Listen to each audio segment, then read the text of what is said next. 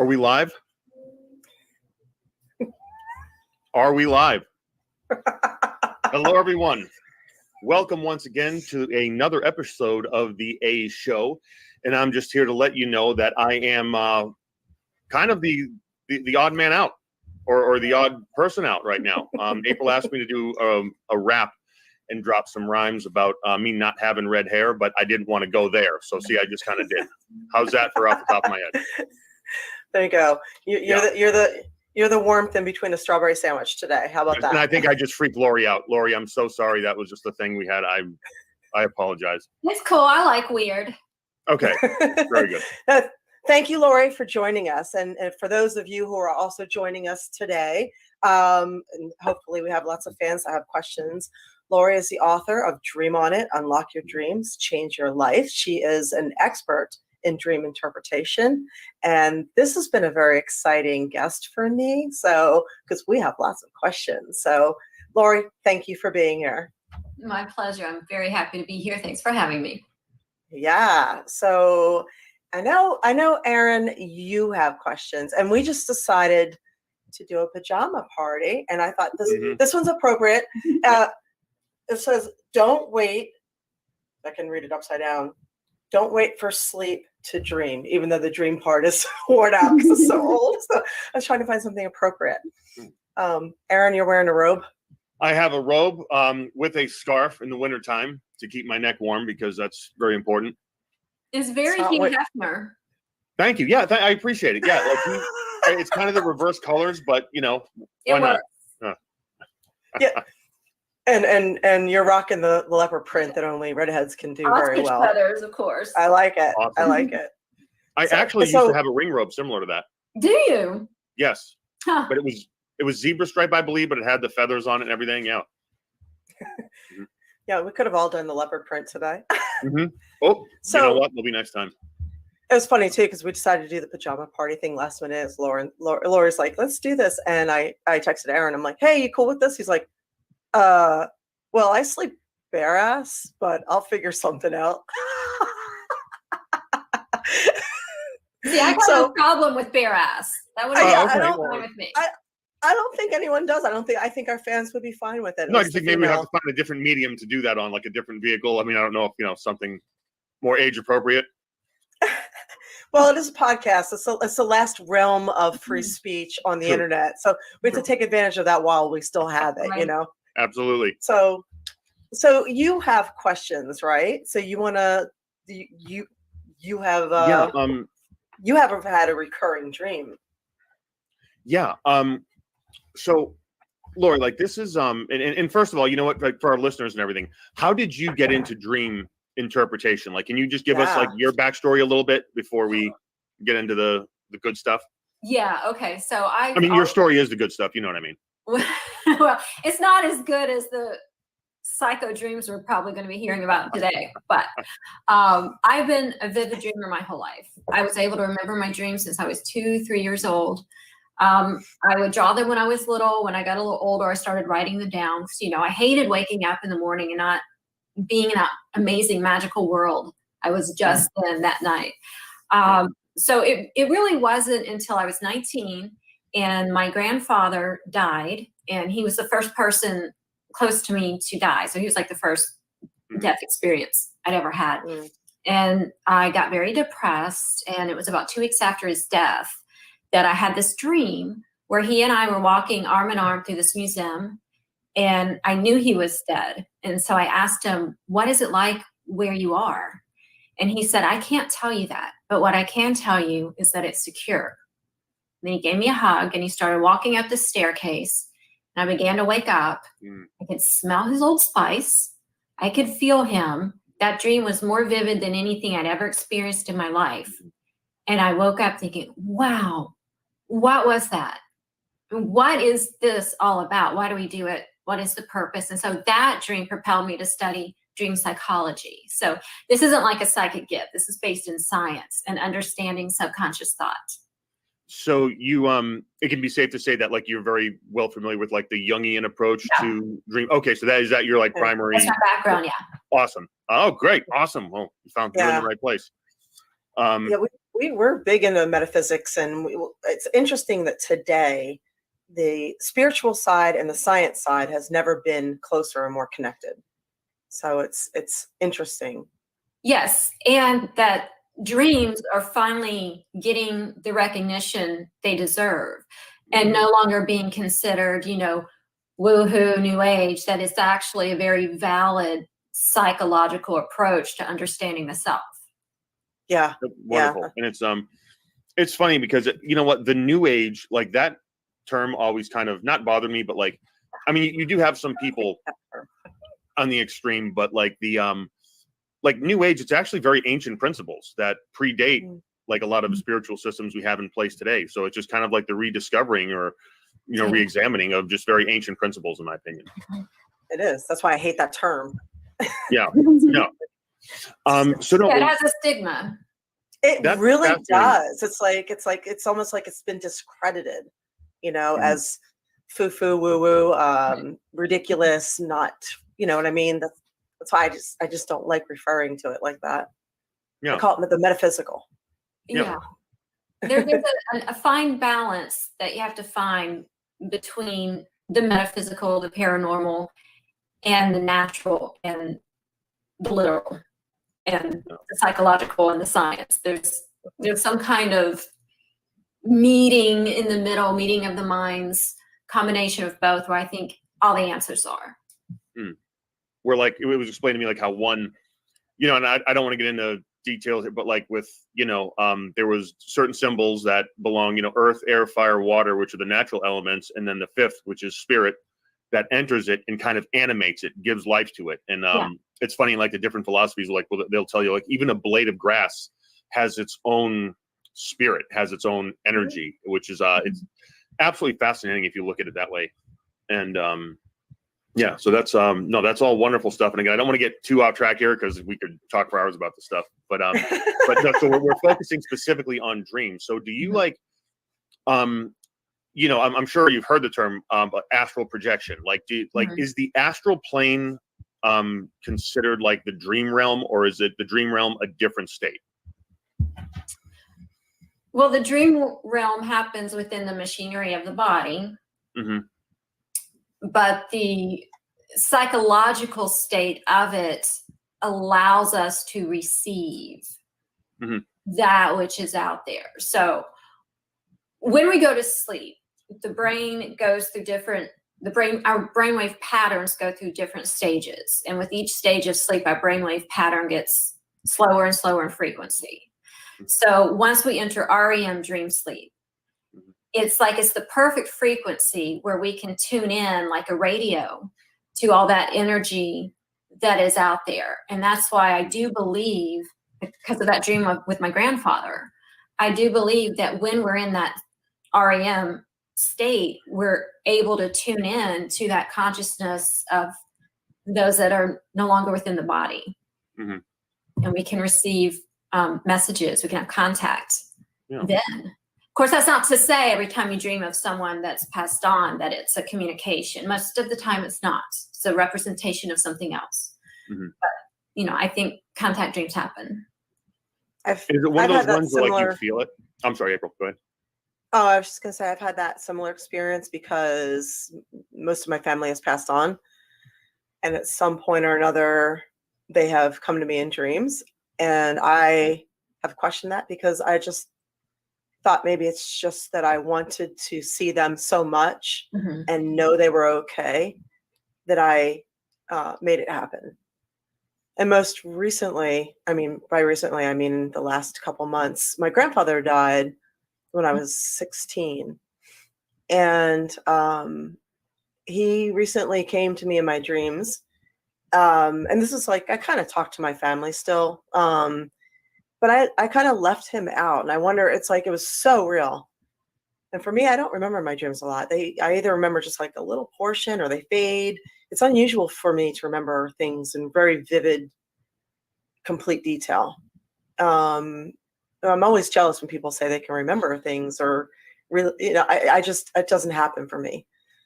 And this, I remembered every single detail. We were walking together. He was talking to me.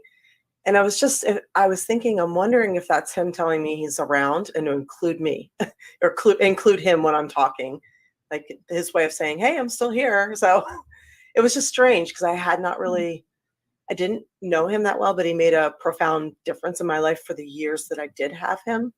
Mhm. But he was, I don't know, it was just very strange. So. Well, there's some criteria that will dictate if it's a contact dream or not. And one of them is that it feels different than other dreams. It's a much more real experience, and you remember it differently. Regular dreams fade in time, the memory of them fade. But these contact dreams never, ever leave you. It's like you just had it moments ago whenever you talk about it. Okay. Also, the loved one in the dream looks their best, absolute perfection of themselves. And then they usually have some kind of message. Sometimes they don't speak at all. You just have the feeling or the knowing that everything's okay. Or they tell you everything's okay. And like my grandfather said, it's secure. And I can't think of a better way to describe what the afterlife might be like. Nothing to worry about. Nothing can harm you. No debt, no sickness, no loss. So do you feel like that your dream fit those criteria? I do. And my dad did it that way. My grandmother came, my mom. They've all kind of been like that. And it's where it's been just very realistic, and I've been pissed off when I woke up. And like I said, it's very unusual for me to dream and remember it. And it literally it dissipates like smoke as soon as I wake up. Yeah. Or maybe somewhere later in the day, I can remember just a little bit. Would you like a trick that will help you remember your dreams better? I'm sorry? Would you like a trick that would help you to remember your dreams better? Yes, absolutely. This is good. Because I do have a dream journal. And if I can. A dream journal is a great idea, yes. Because you want to have something handy to write the dream down as soon as you wake up. So if you don't, it'll be gone after breakfast.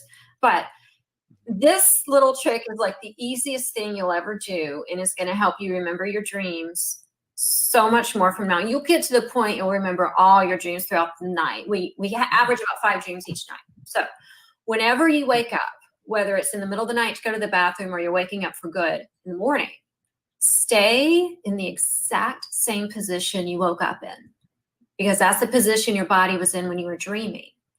If you move your body, it's like unplugging yourself from that dream you were just in seconds ago. So you want to stay put, don't move, quiet your mind, don't think about what you have to do today. Give yourself about 3 to 5 minutes of quiet, still time before you get up and before you start thinking. Because that dream, you were just in it seconds ago, because we tend to wake up right after each cycle of REM. And just let it come back to you. And you may only remember a little piece, like I just remember there was a dog. Great, write it down. The more you do this, the stronger your dream recall will get. It's like working a muscle. The more you work it, the stronger it gets. And make it a part of your morning routine every morning. And before you know it, you'll start remembering more and more detail, and you'll start remembering more and more dreams. And then you'll be like me, you remember every single dream every night. Wow. Okay, I'm going to do that. Thank you. Wow, thank you so much. Yeah, that one has been written down. Yeah. Good I don't have to write boy. it down. I'll remember it. I'll totally remember that. Do you have any other suggestions or tips? Because it drives me nuts that I'm in the minority here with the dream thing.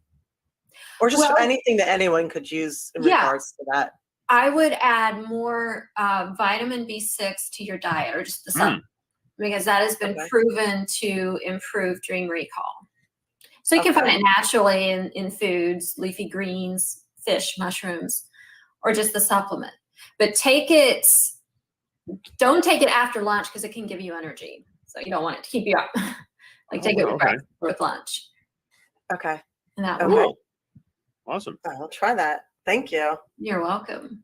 Yeah, all kinds of tips, right, and stuff. I mean, this is great. This is why I love our show. I mean, it's just you'll get any bit of extremely useful information, like stuff for your day-to-day life that will, just improve it greatly if you do it. So again, Lauri, thank you so much for sharing that. That's amazing that you do that. So anything else? I mean, like, so where are you at right now with dream interpretation? I mean, you do this professionally and things like that. So just like, what is that like? Because I know, believe me, tons of people in the metaphysical profession, and it's such a weird thing, right? Because it's like it's a spiritual thing, but at the same time, having to make a living, and the people that are truly successful at it, it's like they have, like you said, it's the balance of being a healer and being giving, and at the same time, having your talents compensated for, which is fair.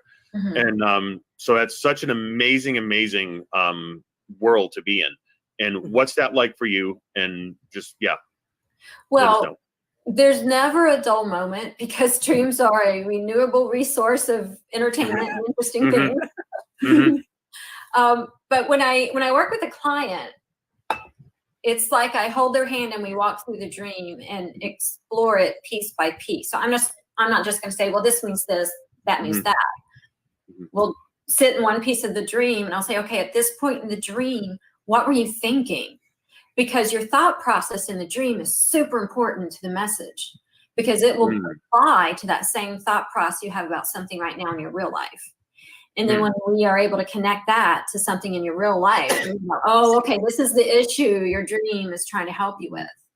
And then we go through every little part of the dream and we connect it to what's going on in their real life. We find the message that the dreamer is giving themselves through the dream, because essentially your dreams are a message from you to you about you in order to improve you.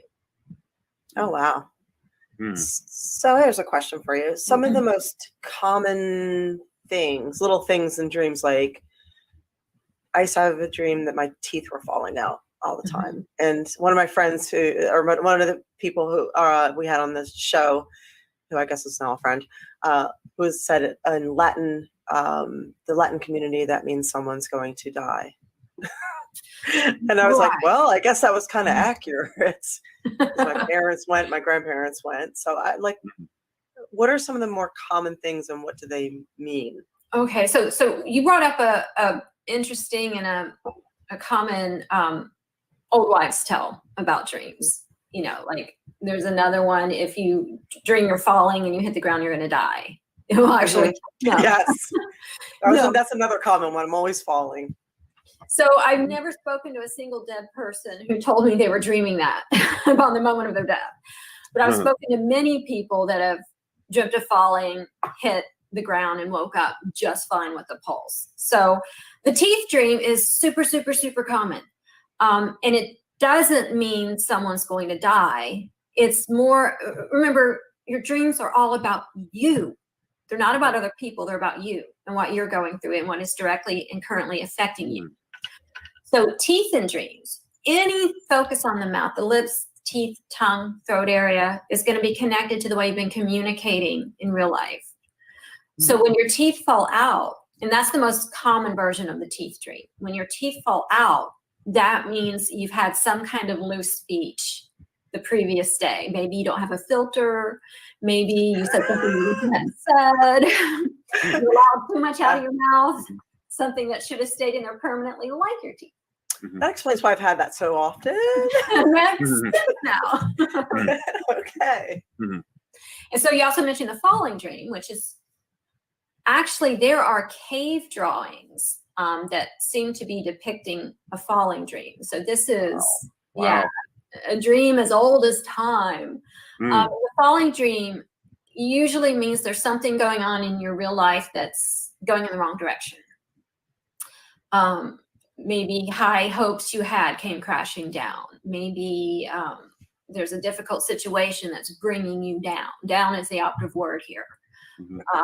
People who suffer from depression will get the falling dream as a heads up from their subconscious that, hey, get ready, you're about to fall into another bout of depression. Oh, wow. Okay.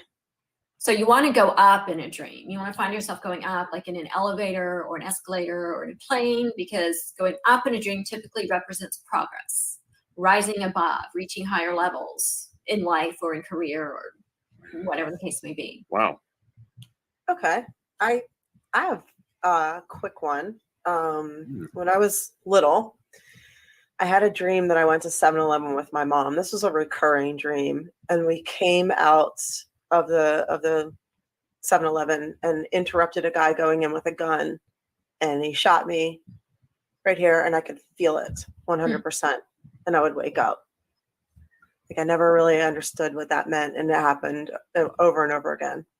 Could always, what ages? I woke up and I could feel it. Right. Right in the third eye. For you. Yeah, exactly. Sorry. How old were you when you were having this dream? I want to say 10, 11, 12. Okay. So adolescence. Mm-hmm. Okay.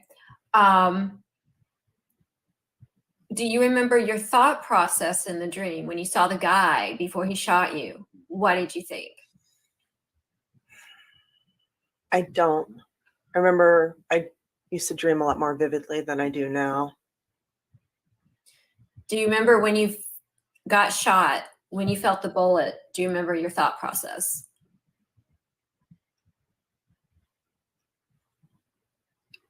Do you remember thinking No. I'm going to die or anything like that? Oh yeah, I thought I was going to die. Okay. All right. So typically, death in a dream will represent some kind of change or ending that's going on in your real life. Adolescence is a time of change. The body's changing, hormones are changing, body's changing. Were there any other changes going on in your life at that time? Any endings? I grew up in a shitty household. It was a rough way to grow up. I think it was. My mom was autistic. My dad was bipolar and an alcoholic, and and I used to have a lot of that kind of bad dreams and stuff. Okay. So your head is what's shot. Now, whenever a particular body part is brought to attention in a dream, it's for a reason. Nothing's ever random. It's a reason. It's your head. The head can represent your intellect, your foresight, your intuition. Mm-hmm. You're getting shot in the head. So did your mom or your dad or anyone in the family insult your intelligence in any way? It was it was a rough place to grow up. My dad actually shot my mom, and it was a like I said, it was a rough place to grow up. So were you having this dream before or after? I honestly can't remember. Oh, probably. Yeah. So he's turned the gun on us before, and you never really knew what was going on or where it was coming from. And I used to stay in my room a lot or read a book most of the time. So yeah, I think maybe it was, now that I'm thinking back, probably probably a response to kind of that. Yeah. Okay. So that's a whole different element to this dream. Yeah. So yeah. it's not as symbolic as it is a fear response, but still there's messages in it for you. And I think the reason you were getting shot in the head, again, points to your intellect. You would go hide and read a book. Mm-hmm. So out of fear, you were allowing that to change you into a smarter person. Did you have thoughts of, I need to like really better myself and get out of this at some point? Yes. Yeah. As a matter of fact, at one point I did run away. So. And I think the 7-Eleven element of it, because remember, nothing in a dream is random. 7-Eleven is a quick stop. You go in there, you go out. It's quick. Mm-hmm. So that may have represented the quickness, the urgency you needed to get out of there. Yeah. Okay. That was. Thank you. Mm-hmm. I'm glad you got out of there. I survived. I think sometimes when you have a really, really rough upbringing, it turns you into someone very strong, like quite a survivor. After you deal with something like that, you can kind of handle anything. So Yeah, You know? that was changing your mindset. Yeah. Which is why you kept getting shot in the head. Yeah, that makes sense. Makes sense. You've had a recurring one too, right, Aron? No, it's not so much recurring. And it's really interesting when you were talking about falling and flying. I mean, I had this one, and I'm not even sure if it was the same night. It might have been, and I was probably between 4 and 6 years old, and I just remember it vividly. I was in my father's silver truck, and I've had a very stable home life. My parents are still together, and everything like that. So like it's nothing. Crazy like mine. It's not like, it's very much in juxtaposition to like April. So like I don't know where this is coming from. And my father was driving the truck across a bridge, and I was in the back of his silver pickup, and then I was falling. I just was falling out onto the water, and then I don't remember if I hit or not, and I don't think I was just like, oh well, this kind of stinks, you know what I mean? But I wasn't like panicking. And then I remember I was in this room, and there was like this, I don't know if you would call him a demon, but he wasn't a good guy, let's say. And he had it was very like jagged, spiky armor on. And he was like working on something like in a blacksmith shop. And I don't know what it was. And then I woke up, and I just never knew what to make of that. And I usually don't remember a lot of my dreams, but for some reason, like that one has stuck with me in my mind. Like every so often I'll get like flashes of that particular dream, like those two scenes.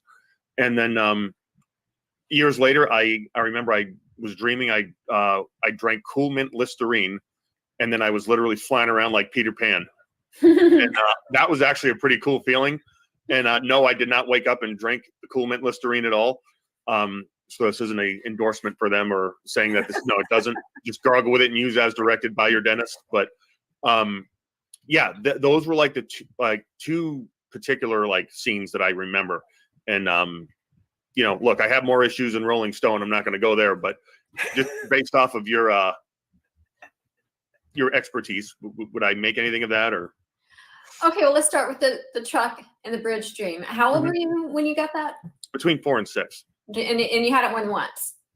Yeah, it was a one-time thing. Yeah. Oh, just once. Okay. Yeah. And you're in the back of the truck, and you fall out? Yeah. Okay. Did you typically ride in the back of your father's truck?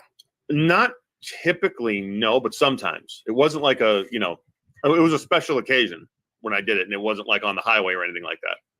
Okay. So like what kind of special occasion would cause you to ride in the back?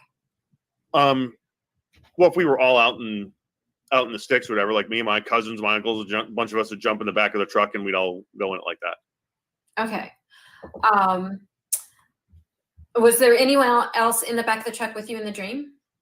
I don't think so, no. Okay. Not to my knowledge. Okay, and you're going over a bridge. Yeah, and it was at nighttime. Okay, and it's at night. So usually bridges will represent some kind of transition you're going through, because a bridge takes you from point A to point B, from this part to the crossover to the other part. So at that age, do you recall a big transition that you were going through? A move, going into a new grade? Maybe starting a new grade, yeah, like new, like grammar school. Okay, so going from kindergarten to yeah. Okay. Yeah. Okay. Do you recall if this was in the summer before that happened? I have no idea. No, I was so young, Lauri. Like, okay, probably if you're in the back of the truck. No. Do you recall if in real life you were afraid to start the new school? No, I don't remember, and I don't think I was. Okay. So you fall out before you get to the other side. So usually falling off a bridge in a dream is common. It's caused a lot of phobias for a lot of people. They're always terrified to go over a bridge because of the dream. But usually that dream is connected to having some kind of fear in real life of not being able to make it through, some kind of transition that's happening. Well, my father was driving the truck. Does that mean anything? Or, I mean, I'm sure. Well, like, does that? In real life, let's just try to get a little basic first before we go deeper. In real life, did you ever have concerns about falling out of the truck? Were you always warned, keep your hands inside, don't want to fall out? I was never scared. Like I was never, I wasn't, wilding on a buck, but I was, I was pretty, you know, like I was your average kid. You know what I mean? I didn't know I should be afraid of some things, I guess. So Okay. So it wasn't wouldn't have been caused by that. So Mhm. did you ever have any concerns about your father not being there for you? Yes. Okay. That could be what this is, because your father's driving, you fell out. Mhm. Yeah. So what kind of concerns did you have at that age? What was going on in that little brain? I just wasn't sure. Like, I guess if I was, I mean, I was fairly mischievous, so I guess I wasn't sure if I was in trouble or not. And you know what I mean? I was, you know, always like, oh, did I do something wrong? I guess was the thing. Okay. Yeah. Did And would I get caught? Like, would you get Yeah, caught? I think that's what it was. Were you getting Yeah. caught? Okay, Yeah. so it was more fear of getting in trouble than it was Mhm. fear of like being overlooked or not being paid attention to. yes, yeah, that kind of thing. Yes, it was fear of being in trouble. Yeah. Okay. So that might be the connection here. And so then you're falling into the water and you're not afraid.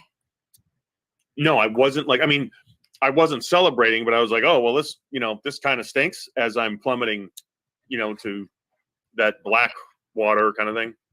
Okay. Yeah. So when that thought process, remember the thought process you Mhm. have in the dream is very important and will apply to that same thought process you're having in your real life. So can you correlate that thought process of, oh, this stinks, to when you thought you were in trouble in real life? Yes. Okay. So that may Yes. be Okay. what caused the dream. Your subconscious was equating it, Oh. falling out with your father, Mm-hmm. falling out of his good graces. Ah, okay. Oh, Awesome. Oh, thank you. That was really cool. that makes sense. And Yeah. so now you're well behaved, correct? Absolutely. Yes. I mean, look, of course I am. Yes. I mean, not for nothing, but I grew up to be the intellectual savior of the masses. So Oh, There you we're so blessed. I have 3 quick ones I wanted to run by you, and or 3 quick questions. So in one, you know, like I said, they dissipate very quickly. Mhm. And one, Aron actually, we live opposite coast. I live in Florida. He lives in California. In one, Aron showed up on my doorstep. I just remember opening the door and he was just sitting there. In another, I had a boyfriend at the time. And I guess in my dream, he had another girlfriend and she died, which I was completely unaware that he had another girlfriend. Right. And when he told me that, or when I found out she died, I was torn between being angry with him and feeling really bad for him. It was like 50-50. Okay. And then my third Let's start there. Let's question. start there before we go to your other dream. Okay. Before I lose my train of thought. Okay. Okay. So you were 50-50 with him in the Yeah. dream. I feel bad, but damn it. He lied to me. I'm mad. Yeah. Okay. Yeah. At the time in real life, were you having those same feelings? Was there something you were mad at him about but wanted to give him grace? Yes. Do you want to share the juicy details, or is that private? He had withdrawn quite a bit, and we ended up splitting up. And he's a good person, a good human being, but he's one of those people that when things come down on him and he gets overloaded, he just kind of retreats and needs his alone space and will drop any responsibility around him to try and minimize all the chaos. And I happen to be one of those responsibilities. I wonder if you were picking up on the fact that your relationship was starting to come to an end because the death of the girlfriend could represent the death of you as his girlfriend. It's entirely possible. Yeah. Your subconscious was preparing you. Wow. Yeah, because I kind of knew it was coming. Mm. So it wasn't, no, that makes sense. Yeah. Okay. Okay. So what was your third one? The third one was I woke up and I couldn't remember very much, but there was some kind of cycle where I was going around and around and around while I was doing something. And no matter what, I couldn't stop this cycle. I couldn't get off of it. Like it was, I don't know if it was chores or work or something, but it was some kind of cycle where I'm like, I want to be done with this, but I have to keep going, or I can't stop. I don't know. It's a round and round kind of thing. And so you actually physically going around? Yep. Where Okay. I had to keep going through the motions over and over again. Okay, you may have just interpreted with what you just said. That's what I was afraid of. Does that make? Can you connect it to something that was going on then, where you were just going through the motions? There are a few things as far as work related and things like that where I go through the motions. Yeah. And it was redundant, and you were getting tired of it. Mm-hmm. Are you still dealing with that? Yep. Because what puts food on my table is not what I love anymore. So Okay. it feels like an energy thieving work process for me. Right. So yeah, how recent was it that you had the dream? 2 weeks ago. Okay. All right. So your subconscious is really trying to get your attention. Okay. And it's, equating your situation, which is going in circles. And that, you're going to have to find a different direction as opposed to this. That makes sense. Okay.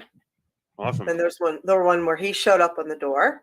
Oh, right. And then I have written down a couple of people wrote to us. I'm sure they wrote in some dreams. Somebody asked me the most common sexual dreams also. So I'm sure people want to know about those. So. Okay. All right. Going back to yours where Aron just showed up on the door. Mm-hmm. Was there any conversation in the dream? You opened the door, he's standing there, then what? No, nothing. How did you feel when you saw him in the dream? I thought it was cool that he showed up. I'm like, hey, cool. Okay. And when did you have it? It's probably a couple months ago. Okay. So when did you guys start conceiving the show? A couple months ago. Nope. Okay. And so the door of opportunity. Yeah. Okay. And you open it and you were very open to the idea of the show with him. Cool. Okay. Wow, that's cool. Yeah. That makes sense. Yeah, your subconscious approved. Okay. Awesome. That's always good. We just got a note. Are you going to read the note? No, you get. I actually don't have it. Oh, Marvelous Wolf wrote in and just said, have you ever had a dream that was so hilarious that you woke up laughing? Yes. When I was taking progesterone, my dreams were insane. And I would wake up laughing my ass off. Maybe I need to do that. What about you guys? Winona says, I've always wondered what the hair falling out was about. The one and only time I've had that dream, I was kind of sick at the time. And the day after the dream, I ended up being taken to the ambulance to the hospital and later life flighted to another one with renal failure and sepsis and almost died. Always wondered if that was a warning of impending health issues. I've had hair falling out dreams before too. Well, typically when your subconscious is communicating to you about your body, it's a little more literal than symbolic. Unless within all that sickness, she actually did have hair loss. If not, then this might have been about something else. So typically, hair in dreams will represent thoughts and ideas, plans, that which is on our mind, that which sprouts from the head like hair. So to lose hair in a dream would usually mean you're going through something where you're like at a loss of, I don't know what to do about this. Or maybe you're going, if you're a creative, you're having a creative block. So it would be more about, it could also be about ridding yourself of thoughts you no longer need. Mm-hmm.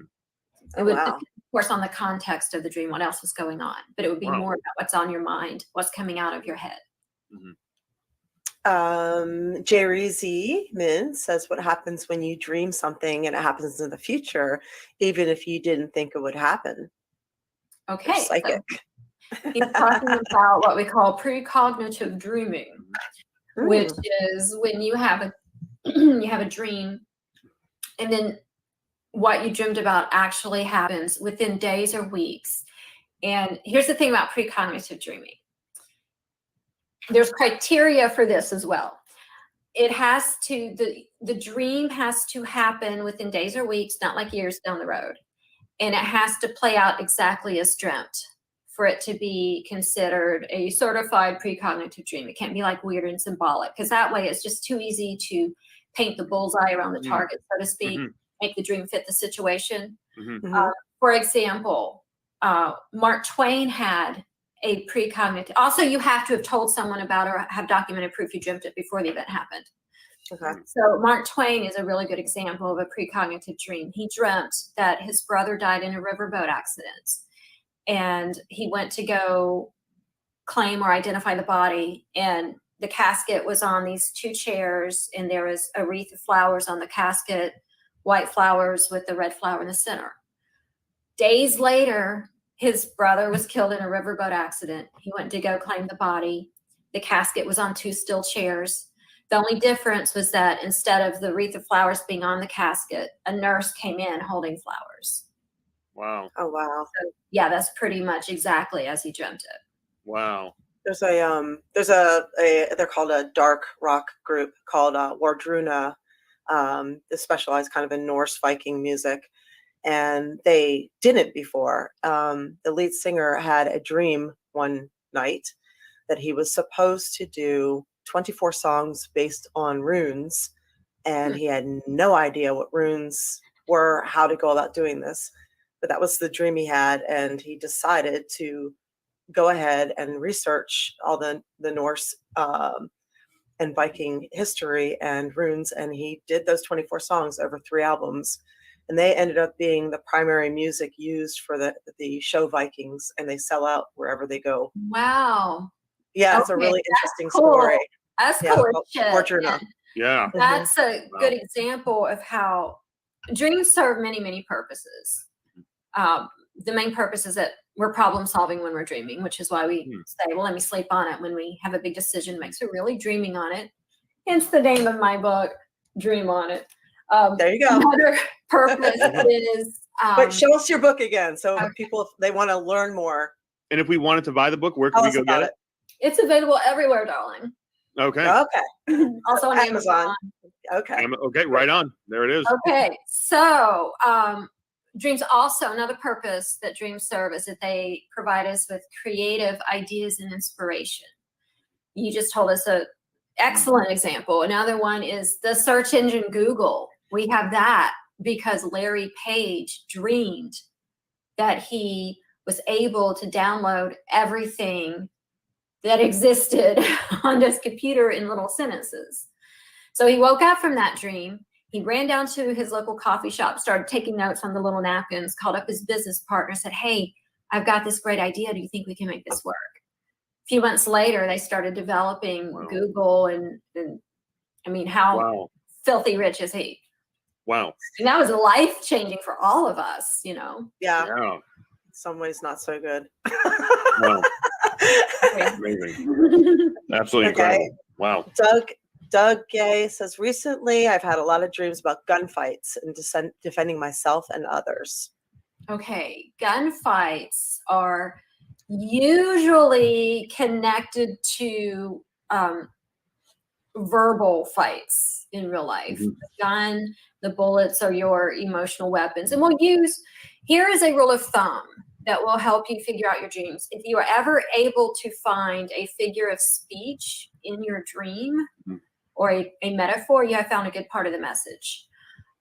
So we'll say, oh, he's always shooting off his mouth. So that's why guns will often represent verbal altercations.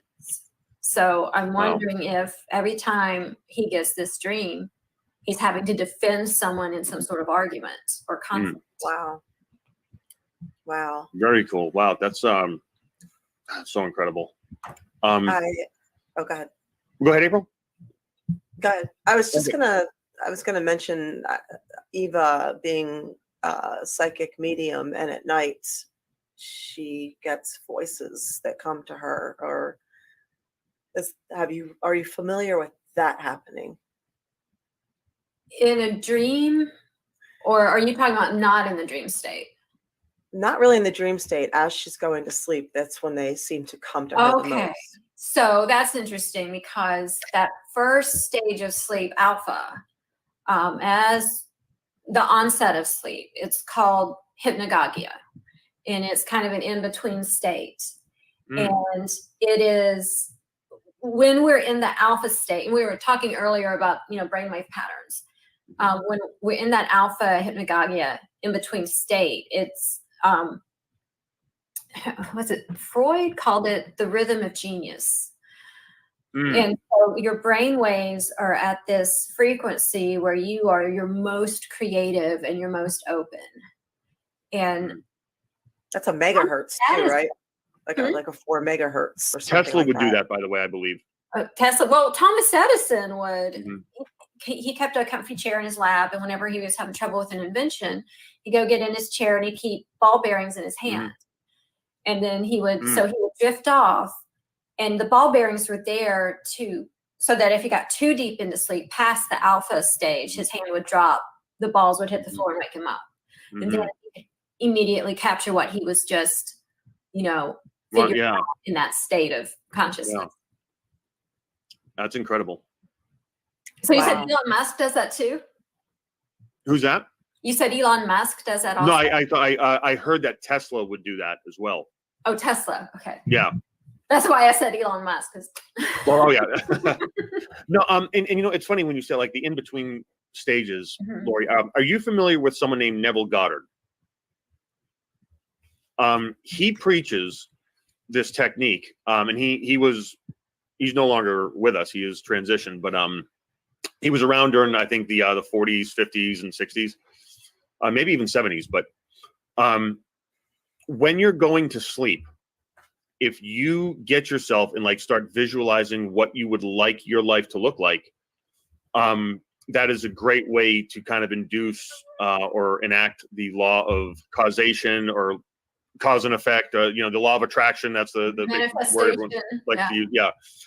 So what are your beliefs on that? Like, do you have it one way or another? Because it's like, as far as our consciousness goes, right? We were just saying how like you broke it down like the alpha, and then we transition into like the deep REM, right? Where our consciousness has to go somewhere. So as it's transitioning through this process, like, does it open up different gateways for different opportunities to come in? Well, it's the way you can change your thinking. So dreaming is a thinking process. You're thinking when you're dreaming, and that dreaming is your deepest, most insightful, most powerful thought process. And so you were talking about, consciously as you're drifting off, imagining the life you want. And I'm all about that, because this is a powerful way to manifest, because that thought process of imagining yourself, receiving an Academy Award or whatever your goal is, you're more likely to dream about that because it's on your mind as you slowly enter into REM dream sleep. And then when you have that dream, you're actually living it because you don't know it's a dream. So it makes it more of a reality for you. So you're more likely to keep focusing on it and achieving it. Okay. Wow. Thank you. Very cool. Our producer Colin had a question for you as well, or a few questions, I think. Colin, you there? Yes, I am. Hang on, let me turn my camera on for the pajama party here. There we go. There he is. Can't have a pajama party without a teddy bear or something laying around to make you feel comfortable. But my question for you, Lauri, is I think I'd seen something you tweeting a couple days ago about lucid dreaming and how you can control your dreams and just lucid dreams in general. So I think for the people watching, could you go over like lucid dreams, and are there ways for you to be able to, as you said, dreaming and remembering this stuff is like a muscle. So for you to be able to control it where you are actually in control of your dreams while they're going on, instead of your dreams just kind of taking off in their own wild imagination. Yeah. So anyone watching, if you have had a lucid dream, let us know. So like you said, lucid dreaming is when you are in a dream and then you realize it's a dream and then you can control it. And it is the absolute coolest experience you will ever have.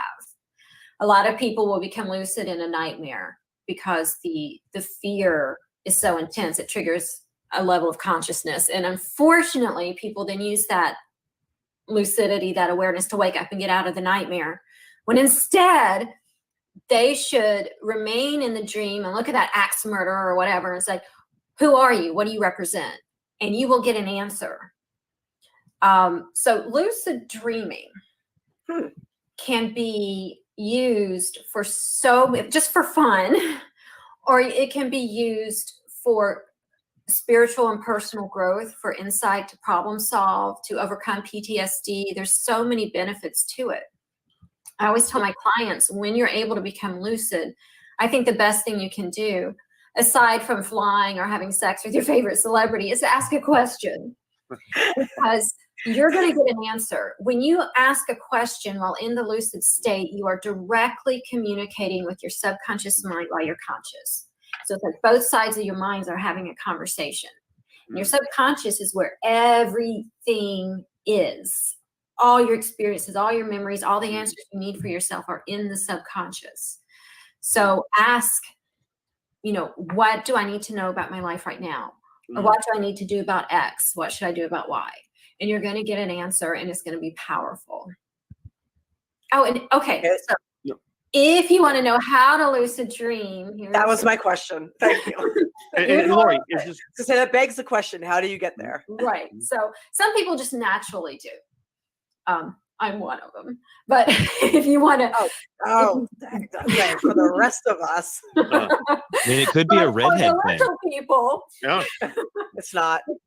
If you want to learn how to do a Lauri thing, here's what you do: set your alarm about 30 minutes earlier than you normally wake up, and have your snooze ready to wake you up 30 minutes later.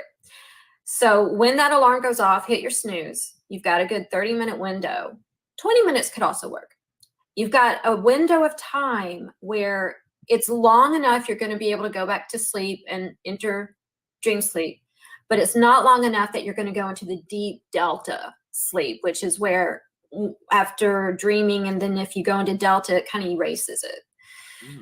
So you also will have gone through all your cycles of sleep throughout the night. This will be in your last cycle of REM. So you're more likely to hold on to enough consciousness at this point that when you do go back into the dream state, you'll have enough consciousness where you can go, oh, hey, wait a minute, I'm dreaming. And then you can do anything you want. That's cool. Yeah. Thank you. It is the coolest. It's That's better than sex. It's better than any drug. And it is unbelievably powerful. And so, Lauri, is this essentially what people would name astral projection? Like that state of consciousness? Would say it's astral projection. I don't know how I feel about astral projection. Mm-hmm. I don't know. But lucid dreaming is a 100% real thing. Mm-hmm. And it is the most powerful state of consciousness that I think there is. That'd be awesome. I can't wait. I'm going to try that. Is that kind of consistent? Where you can take a few times, but okay. Is that? Oh, by the way, Colin, awesome pajamas. Is that kind of where you can go when you meditate and you're I don't know how to explain it. You're in that one state where you're not. I don't know how to explain it. It's like you're not conscious and you're not asleep. You're like in this drifting state where you can. So that's more the alpha hypnagogia. Okay. That we were talking about earlier. And that's kind of an in between. In Hypnagogia. Sorry. Hypnagogia. Yeah. I love that word. That's my new favorite. I think it's the name of a band, right? Yeah, Hypnagogia. Yeah. So that coming to the stage tonight. Hypnagogia. That is a meditative state, and it is the rhythm of genius. It's a very creative and receptive state to be in. Okay. Very cool. That's awesome. That definitely answered my question. I'm gonna go back into the shadows here You guys finished. It was Okay. nice seeing you. Eva had a part 2 to her question. She's Okay. the one that is the medium. She said, what does it mean when the chatter does not stop? So, meaning when you go into sleep, it's still happening? Yeah. And she can't quiet the voices and it won't stop. That may be something that she should go to that's above my pay grade. I wouldn't know what to tell you about that, because I think that may not necessarily be the subconscious, but something, spiritual. So Might need some training for that. yeah. Different kind of training. Perhaps she should have her hypnagogia analyzed. If you could try. What was her name? Eva? Yeah. Eva. Okay. If you're able to ever get a lucid dream, try the lucid dream trick. And if you've got that chatter going on while you're in the lucid state, throw out the question. How do I make you stop? Or what are you trying to tell me? And then see the answer you get. Okay. All right. Now, go. No, go ahead. I was just one final question, Lauri. And again, thank you so much for spending this time. No. I have a couple more. I have so many things. I'm like, I can't say this on the air, but like, yes, you can. That's where I'm going. No, but one was like number one. And this is more of a spiritual thing. But if someone that I had never met before, but I'd seen several times, like when they kind of appear, and this is before I had any kind of interest in the metaphysical or anything. And this is actually one of the things that kind of sparked my interest into this whole world. When they appear, they're like younger and they're not old and frail. And you said that because this was, I say it was a dream, but I swear I was awake kind of deal. And I just vividly remember this one thing. So that would be, in your interpretation, something of like that was more of a real kind of interaction. And so these are people that have passed on. Yes. Did you have any interaction with them in the dream? None. Yeah, I was handed something. I don't want to. This is like a spiritual thing, so I'll, at some other point, if we ever get to meet, I'll let you know. But it was him saying something to me, handing me something, and then that was it. But I remember the smile on his face. I remember like every single like detail. And what's that? Is this your grandfather? No. Okay.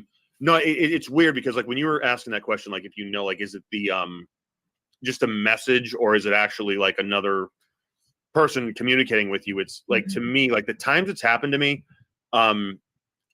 it's just like when it's like it's not something like you remember every detail, like the smile, the smell.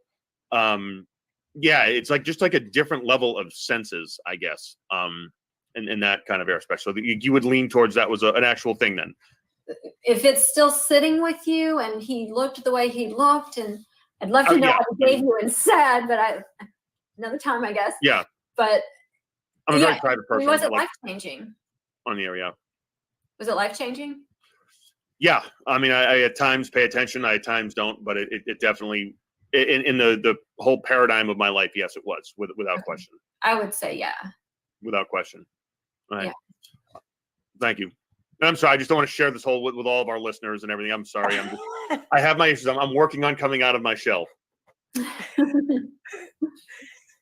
Okay. So sex dreams. I have questions. What are the most common sex dreams? Somebody wrote in and said, hang on. Wrong book. Okay. This was earlier when I mentioned that you were coming in. Okay. Dreamed about masturbating. It was not even a sex dream. This person was in a class, lying on her side, vibrator between legs.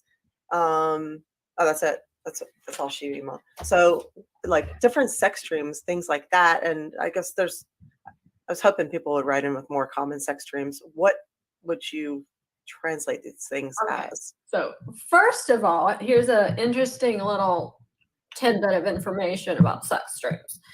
After the early 20s, women get more orgasms in their dreams than men, by far. Men almost cease to orgasm in their dreams. Of course, during adolescence and leading up to early 20s, they do it a lot.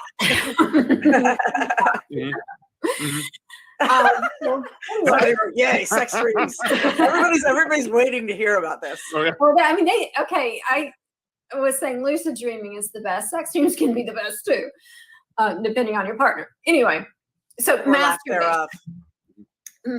masturbation in a dream is often symbolic of one of two things, depending on the context of the dream. It can usually happen when you're doing something in real life that's self-serving. So whether you're being, selfish or you're finally doing something for yourself. So, if I had her to talk to, I say, well, at the time, were you doing something that was finally for you and that was satisfactory? If you orgasm in the dream as opposed to not orgasming also makes a difference, because orgasms are the complete satisfaction, the end result. So if you don't, then that would indicate unfinished business in real life. Oh, wow. You're working on hasn't reached that satisfactory conclusion yet. Wow. Interesting. Mm-hmm. Oh, wait. I do have so sex dreams go in general because they can freak us out. Yeah. Make it run into the shower with a bottle of Clorox. I do have another one that was just emailed. Right. Dreams on a boat. He's on there with a woman wearing thigh-high boots, and she is beating him, and he likes it. Well, I mean, sometimes a dominatrix dream. Sometimes our dreams will allow us to explore things we haven't in real life. But if I were to look at that as a psychological message from the subconscious to the dreamer, that could be telling him, so he was taking a dominant position in the dream. So it could be telling him that there's something going on in real life he needs to bow down to, allow to, what is the word I'm looking for? Not try to control, but just be passive about, allow to happen. Let someone take the wheel, so to speak. Okay. Oh, very cool. And was what if you never do that in sex dream? What Jay Reezy said, what if you never do that in sex dreams, or you do things that you would never do? Okay, if you do something that you would never do, then it is most definitely symbolic of something else. Like if you are having same sex, like you're definitely not gay, but you're having a same sex experience. Same gender. Okay, so all right. So in a nutshell, it's really important to remember, sex dreams are rarely about a physical union you want, but more about a psychological union you need. Okay, so that being said, the act of sex is when two separate bodies join together and act as one. So it is union, the connection.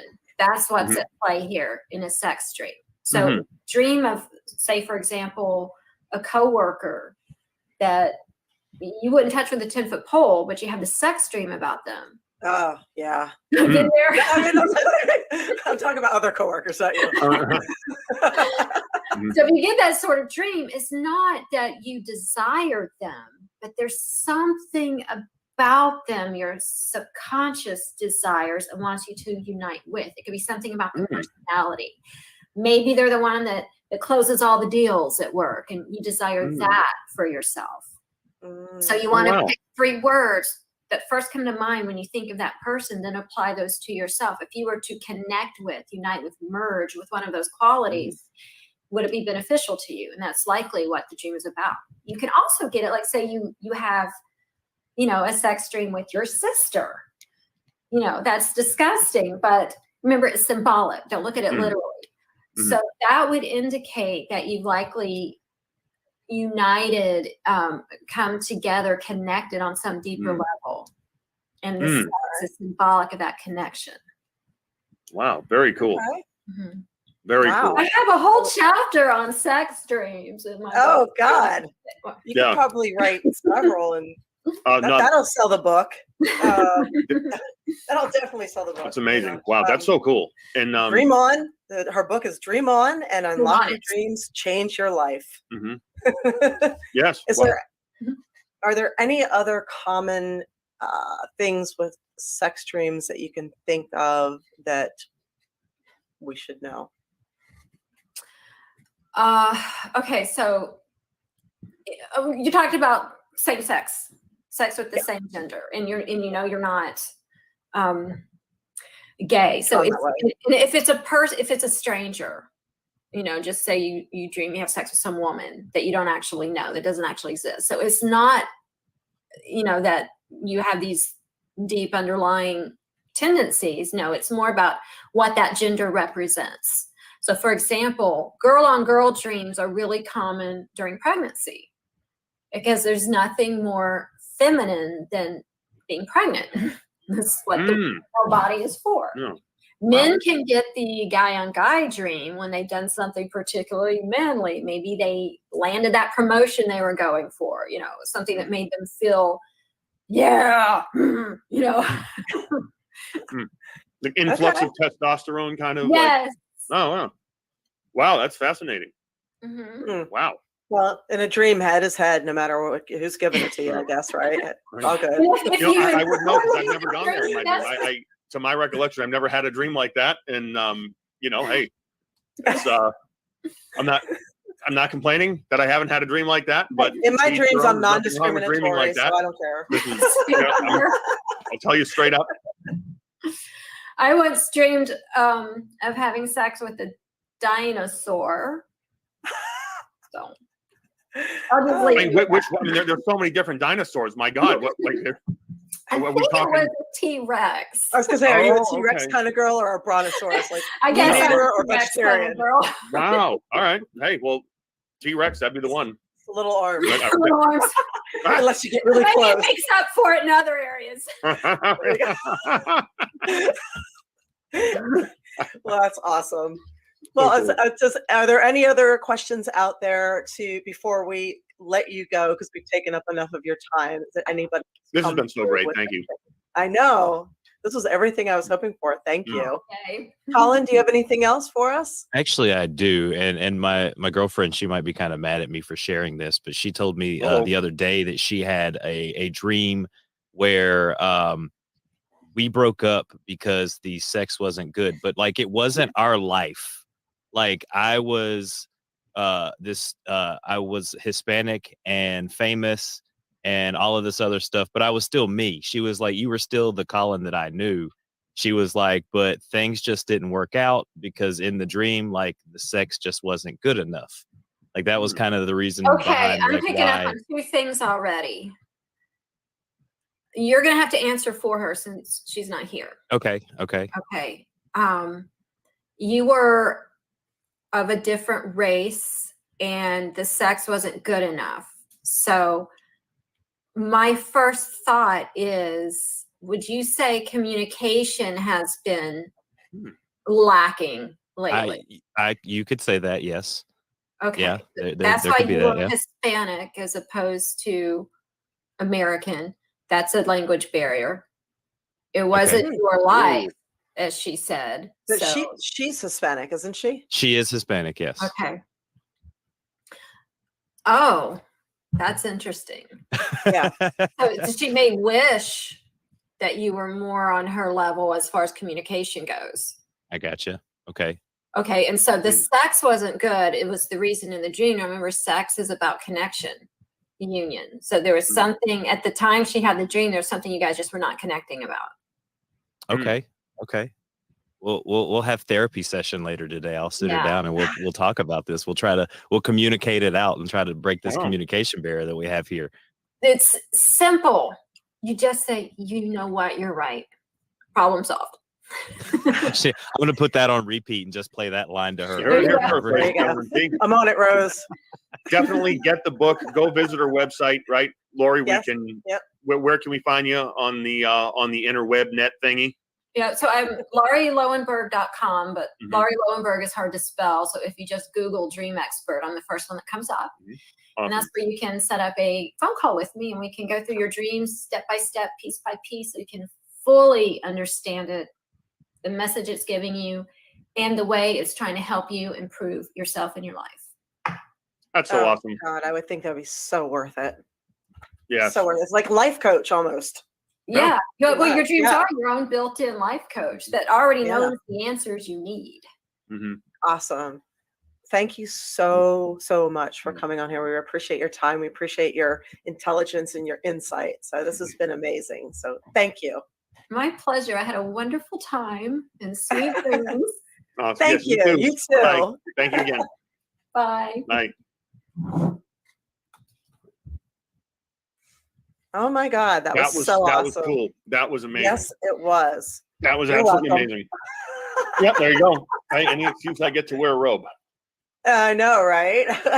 I wear pajamas around the house too. I So know. I was like, I get to wear pajamas at work. So this Awesome. was amazing. I want to say thank you to everybody who wrote in and sent out their dreams. Thank you for participating. This was a really fun show today. So I thought we could end real quickly. A friend of mine made a suggestion about doing little tidbits about what else going on in the world. So I wrote a few things down and we just make a few little comments real quick. All right, you're going to hear it. This is like a little bonus round coming up. Yeah, here we go. So our good news story of the day is that the medical community can now operate on babies while they're still in the womb. This is particularly common for spina bifida. So if they operate within about 20 to 26 week period, they can fix the babies and they're born as close to healthy as humanly possible. Wow. And with spina bifida, the spine is exposed and they generally can't walk or have problems with it. And they have problems with bowel and bladder movement. And the fact that they can do this before they're even born is unbelievable science right there. So wow. I thought that was worth mentioning. So wow, amazing. Yep. That's so cool. Our friend Chris Porter, we didn't get to mention this before, but he suggested as a cosplay character for you that you should be Billy Butcher from The Boys. From The Boys, yes. I've checked that out on Amazon. I got to say, I do kindly agree. Yes. And, yeah. That's something that may be coming down the pipe, as they say. So turn me on, turn me loose. I would agree with that too. Yep. Yeah. We now have 6 people in our book club. We are reading Think Like a Monk by Jay Shetty. Say that 6 times fast. And we're all working our way through those chapters. Amen. At our own pace. But if you want to join our book club, it's it's right up there. Colin put it up. Thank you. Are we going to have a day where we discuss this? Yeah. Maybe the very next show, actually. Okay. Which we'll do right after this one. Awesome. So there's that. Awesome. Let's see. We talked about music last time and everybody said that old music was not as good as new music. I am going to offer. No, they said new music is not as good as old music. Oh yeah, sorry. Yes, thank you for getting that right. It's not. I'm going to offer to call bullshit on that and just throw a few things out there. And we can talk about Arctic Monkeys or Druna, Linkin Park, Deftones, Tool, Imagine Dragons. No, these are all good. Okay. Yeah, these are all good bands. We were we said that half jokingly, half true. There are good bands out there, and I do agree with you on that. I just don't think it's as prevalent today as it was. Oh, Norway, hello. Thank you for joining us. Hi, Norway. Good evening, Polar Nights. Yeah, we'll discuss that. Or good afternoon for us. Good evening for you. Let's see. For you, we can go more into this in the next show, but tell us about how California lost a seat in the House. So many people left. Yeah. You want to comment on that real quick? Pretty much there is a, I don't want to say a mass exodus going on here, but there is an exodus. A lot of people I know, I'd say like one in 50 people out here that I know are moving. And they're moving to Texas, they're moving to Florida, they're moving to Iowa. that's an interesting thing. And I think like with California, a lot of things have gotten so extreme here with between taxes and everything else that, COVID shutdown. that people are pretty much fleeing. And it's funny because it's now costing them, seats, and it's costing what California states, like how much they weigh in on the national discussion in terms of the lawmaking and policies and everything like that. Wow, that's Jimmy's is like, because Texas. Yeah. Welcome to Texas. Here's your gun. Mm-hmm. Yeah. Yeah, politics. We have a way of saying new leader, same bullshit. That's pretty much. Yep. So and I on that mention with new leader, same bullshit.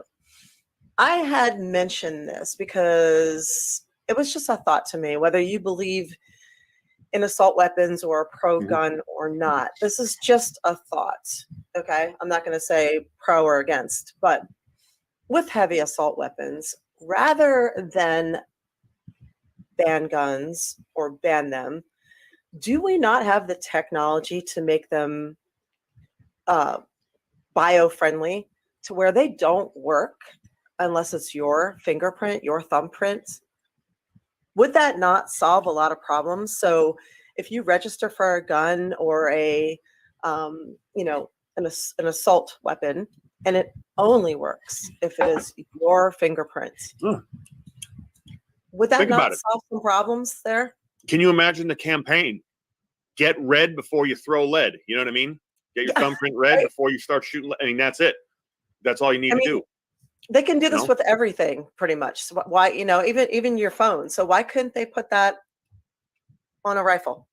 Check your ID before the bullets start to flee. That's all. Just a thought. It's just a thought. So it might be the compromise that people need, where they can make everybody happy. Yeah, they can. Oh, God forbid we do that. They can have their weapons. We can keep everybody safe. So registered owners are using it. You cannot sell it to someone else. So it's your weapon. So no one can take it. If they steal it from you, they can't use it. So your kid can't use it. So there you go. Yeah. Just a thought. And last but not least, Mario Andretti. Am I saying that right? Yep. Okay. Yep. I believe it was him, came out recently and said that the loneliness was real. So he's lost a lot of people around him. And Jim Carrey recently said, and I believe this is in the book we wrote, that he really wishes that everybody could have a chance to be rich and famous so that they see that the problems don't change. And I thought about that. That's something that I know a lot of us have an issue with, especially this year, but previous to this year too. And they say that the biggest demographic of lonely are men in the ages of like 35 to 55, because men don't like to get vulnerable. Women can make friends a little easier than men sometimes, but not always. But a lot of people are busy with their families, their kids, and they're not out there making friends. So maybe we need to come up with an idea on how to get social, make friends. So because we need people, people need people. We need that. Different Barbara people. Barbara said it best, right? Wasn't that Barbara Streisand that sang that song? People need people. Right? Yeah, exactly. So, how I do it, because I've been able to cultivate some friendships, because I don't have family, so I need my friends. They're my family and they're amazing. You find the things that interest you the most, and then find communities and groups and go out to those. Or you can find them online also. So this really works actually. So maybe that's our homework assignment this week, is figure out the things that interest you, and then find a community or 3 where you can go out and find your people, find them online, find your people, and see how that goes. Nice. Right on. I'll get right on that. We all need I'm friends. curious, yeah. So, yeah, so we're going to roll into another show shortly. There, I almost screwed that one up there. But I just want to say thank you, everybody, for being here today. You can, if you're listening, you can watch us on patreon.com, The A Show. You can catch us on Twitter. It's _ The A Show. We're on Twitch, twitch.tv, The A Show. That's basically we're all over the place. That's Aron Stevens. I'm April Hunter. You can find us in various places. And we really, really appreciate your support on Patreon. We love it. We need it. We are happy to have it. And your attention is valuable. There's nothing more valuable than attention these days. So thank you for yours. And may the 4th be with you. Absolutely.